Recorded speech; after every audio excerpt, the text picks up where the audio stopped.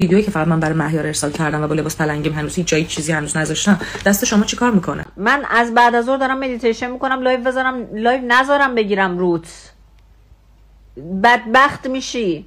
این پیجم ادعاش میشه که پیج مهیار نیست. بعد هنوز داری من انگوش میکنی؟ میدونم تو شبها وقتی که من میخوابم میری باهاش تیک و تاک میزنی، دست در دست نقشه آیندهتون رو میچینین و زندگی آینده رو با هم دیگه میچینید. اون به اون نشون که میگفت این آقا تا صبح روی تخت میگوزید. عادتشه که پشت سر همه افراد حرف بزنه. خانم میراندا، ایشون اون زمانی که من و شما و ایشون همدیگه رو ملاقات کردیم، بعد از اینکه ما از شما جدا شدیم، بدترین حرفا رو پشت سر شما به من زده. باید ببینی براشون چه سودی داره که الان روی این موج‌ها سوار میشن و همچین دروغ‌هایی میگن. من پخش کردم.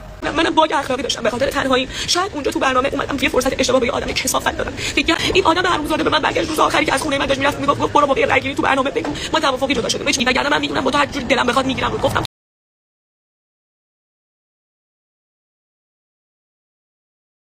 اشکالی نداره، بعضی از دوستان دوستان راجع به ما صحبت بکنن، بالاخره بعضی دورشون گذشته، ویوشون افتاده، بعد از بچهای عشق ابدی و از ماجراها برن بالا.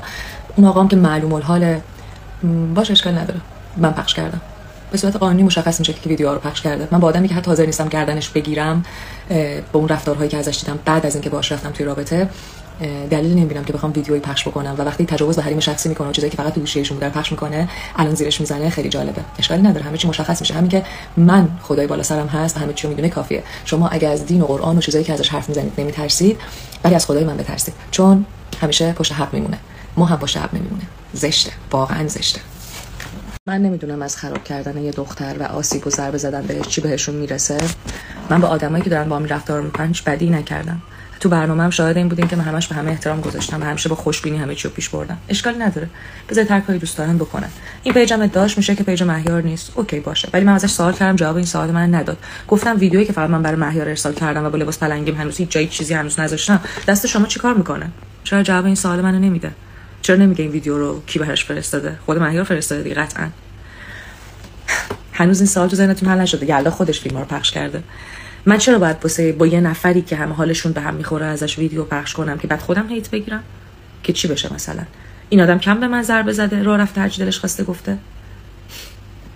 باید ببینی براشون چه سودی داره که الان روی این موج‌ها سوار میشن و همچین دروغ‌هایی میگن. دیگه خود مردم کلاشون رو قاضی کنن، ببینن که یه نفری که ذاتاً مشخص داستانش هستن که به خود جوش اومده یه دفاعی کرده، الانم دیگه حالا میخواد دفاعش رو حالا برداره یا دروغی بگه، بعد ببینیم که کجا چه سودی براش داشته که داره همچین رفتاری میکنه.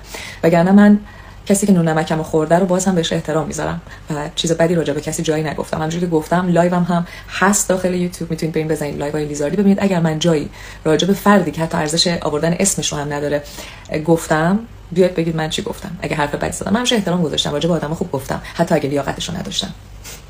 تا حالا تو کشور غریب 7 سال تنها زندگی کردی نتونی برگردی کشورت، نتونی خانواده‌تو ببینی. من 4 سال پدر مادرمو ندیدم.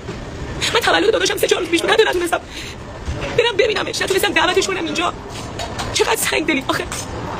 من تو زندگی اینو فقط تنهایی کشیدم. آره میدونم منم باگ اخلاقی داشتم به خاطر تنهایی. شاید اونجا تو برنامه اومدم یه فرصت اشتباه به یه آدم کثافت دادم. دیگه گند زد تو زندگی من، گند زد تو حیثیت من.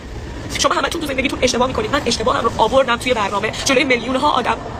این آدم حرومزاده به من برگشت روز آخری که از خونه من داشت میرفت میگفت برو موقع رأیگیری تو برنامه بگو ما توافقی جدا شدیم. هیچ مشکلی نداشتیم با هم دیگه. منو پر کرد که اینجوری میگی، وگرنه من میدونم با تو هر جوری دلم بخواد میگیرم رو. گفتم تو چه مشکلی داری که بخوای بگیری رو من؟ مگه ما توافقی جدا نشدیم؟ در صورتی که ما اصلا توافقی جدا نشدیم. از بعد از ظهر دارم مدیتیشن میکنم، لایو نذارم بگیرم روت، بدبخت میشی. بعد هنوز داری من انگوش میکنی.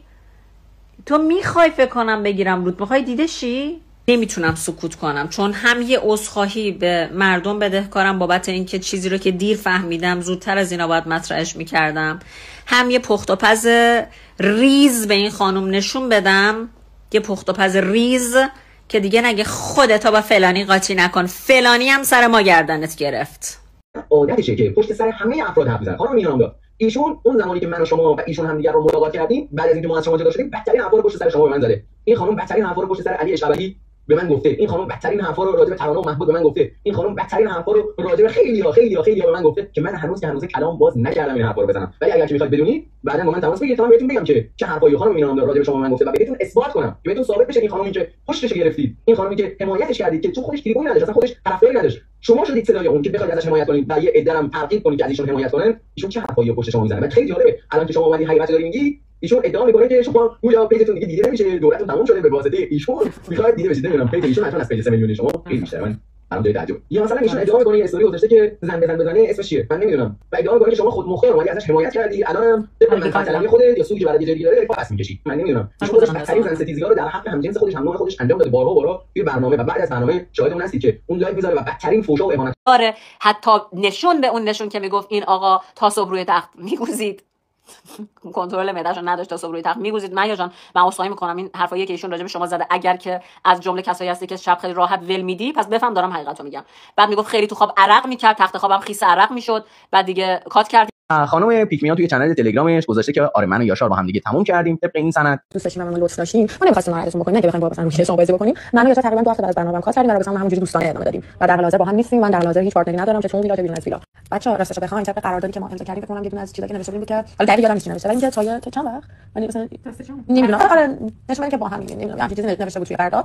دلیلش این بود آقا بچه‌ها میشه واقعا منطقی نیست، چون ایشون کشور دیگه است من کشور دیگه ام، و اینکه من آدم نیستم که با همه بسازم، خیلی کم پیش میاد با یکی بسازم، من خودم میدونم چه جوریام. پس الکی وقتی کسی بعد از برنامه با هم دیگه تموم کردیم، ولی کاملا این موضوع دروغه، چون 10 دقیقه بعد از اینکه از ویلا پاشون گذاشتن بیرون اونها با هم دیگه تموم کردن. و وقتی که خانم پیکمیا میره توی لایو علی بازانی عزیز میشینه و باهاش مصاحبه میکنه و اونجا زنگ میزنه به یاشار، فکر کنم اشتباهی زنگ زد چون باید زنگ میزد به احسان. و چه اتفاقی افتاد بین احسان و روژان که اون کفتار سردسته و بچه کفتار صورتجلی تصمیم گرفتن که فاصله‌شون رو حفظ کنن و با هم دیگه اوکی نشن. چه اتفاقی این وسط افتاد الان مستقیما بهتون میگم. احسان بچه کفتار صورتجلی رو کاملا تهدید میکنه، اگر بخوام حس بشم آرامش خبرگان دیدی یه جوری همه رو میریزن به هم میزنم رو هم.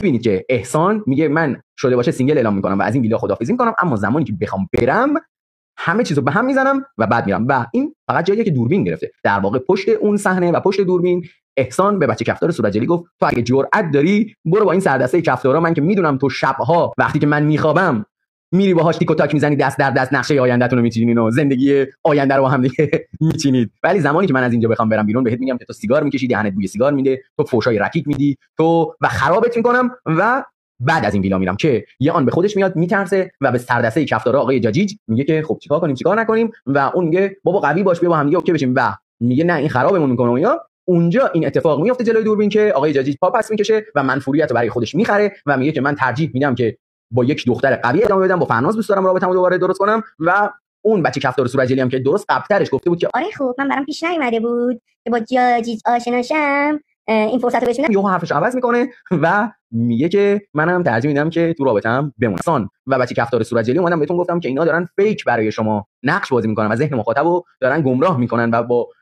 بلا نسبت ببخشید با شعور مخاطب عزیز میخوان بازی کنن. الان اومدن اعلام کردن که نه ما جدا شدیم و اگر که کلابری چیزی با هم دیگه گذاشتیم فقط جنبه فان و تبلیغات داشته. بعد از اینکه برنامه تموم شد کلا من و روژان هیچ رابطه‌ای با هم نداشتیم و اصلا هیچی بین ما نبودش و اینکه